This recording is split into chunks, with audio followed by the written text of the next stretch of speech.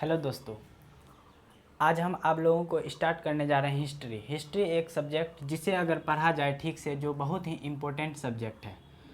और इसे पढ़ने की हमें ज़रूरत क्यों पड़ी? पहले हिस्ट्री हम जानते हैं, हिस्ट्री का मतलब होता है अतीत का अध्ययन। हिस्ट्री का मतलब क्या होता है? अतीत का अध्ययन। तो अतीत का अध्ययन मतलब पूर्व बीती हुए काल का हम अध्ययन करते हैं हिस्ट्री में। तो हमें हिस्ट्री पढ़ने की आखिर ज़रूरत क्यों पड़ी? क्या मोटिव है हिस्ट्री पढ़ना?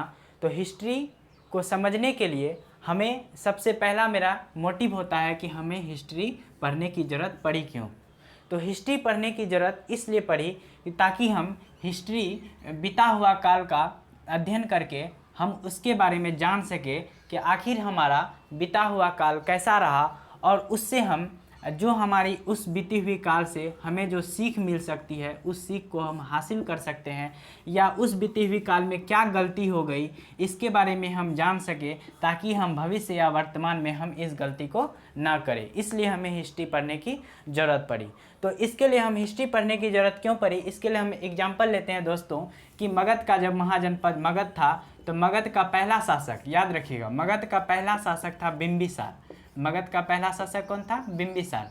बिंबिसार ने आक्रमण किया था वैशाली को जीतने के लिए, ताकि मगध महाजनपद को हम इतना दूर तक बढ़ा सके।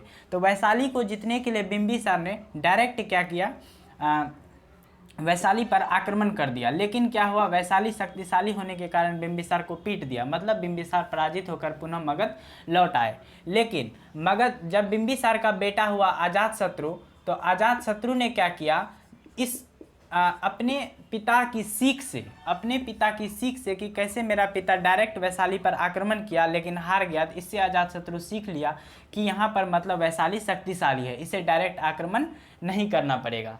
तो यहाँ पर क्या हुआ, अजातशत्रु ने क्या किया, एक गुप्तचर को भेजा जिसका नाम था वर्षकार। जिसका नाम क्या था? वर्षकार गुप्तचर को भेजा। तो वर्षकार गुप्तचर को भेजा और वहाँ पर उसका सैन्य दल का सारा जानकारी, महल की रास्ता किधर से होकर जाती है, इन सभी का सारा जानकारी जो है अजातशत्रु वर्षकार के माध्यम से प्राप्त किया। और क्या हुआ, डायरेक्ट आक्रमण ना करके तब जब इन सभी का जब सारा जानकारी प्राप्त हुआ तब दो हथियार, याद रखिएगा, दो हथियार जो कि पूछा जाता है, दो हथियार का नाम है, एक का नाम है रथ मूसल, दूसरा का नाम है महाशिला कंटक। एक का नाम है रथ मूसल, दूसरा का नाम है महाशिला कंटक।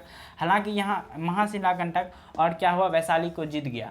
तो वैशाली को जीतना, यहाँ क्या हुआ, ये डायरेक्ट यहाँ बिंबिसार का इतिहास को जान रहा था, अपने पिता का इतिहास को जान रहा था, और वो गलती नहीं किया जो उसका पिता किया, पिता की गलती से सीख लिया। अगर हमें इतिहास हमें नहीं पता रहती तो ये भी क्या करता, डायरेक्ट आक्रमण करता और हार जाता। तो इसका मतलब ये हुआ इतिहास पढ़ने का, आप लोग समझ गए होंगे कि हमें इतिहास की जरूरत क्यों पड़ी। जैसे कि रामायण का एक कहानी आता है जहाँ पर सीता का हरण कौन करता है? रावण। लेकिन रूप कौन सा धारण करता है? साधु का रूप धारण करता है। कौन सा रूप धारण करता है? साधु का रूप धारण करता है।